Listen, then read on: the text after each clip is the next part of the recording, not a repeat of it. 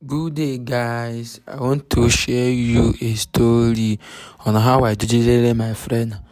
Asaba ijegota akwa. Let's go. So ntoto name warm up, name press up, name press up. Hey, this boy imegbu na oge na press up. Ngwa na-agụ ya, na-agụ press up. Nkwenye na-agụ ya. This boy, I'm good in doing this. So nje atụ, ntacha atụ, na-ata atụ. Na-akpọ egwu ka esi dị popo egwu ọfụrụ ya ma ọja piano ya memetabirikwere ifonu nsa atọ dịka na-asata ya moto mna ọ na-aka nsa atọ ka ntapụ eze m ọcha ngwa na egwu na-akpọ ebe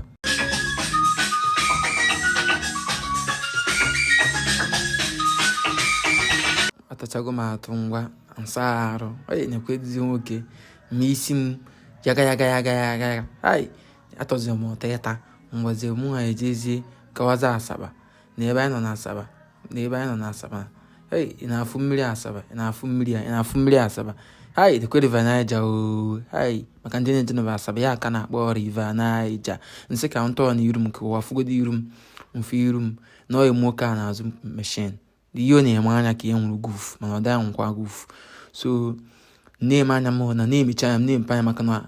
ya na-aba m n'anya nsị ka nke ọtọ ya bifo fon madakpu n'ime mmiri aka akọ ma mịghọta the phone ekwekwa aka kansụrụ nsị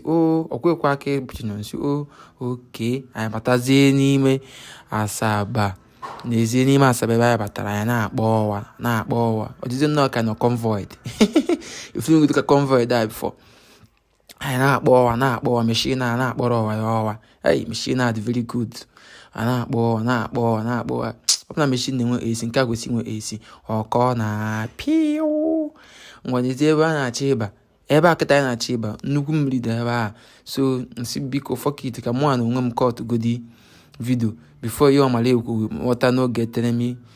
eme mụ ngwanyezie shop ebe a bịara igote akwa hey I will never be broke in my life no eme ụka ya ebe ọ na-akọ ọkọta ya n'enyi ya nwa mugu o ji aka ya fọcha ezi ya n'enyi ọ na-achagharị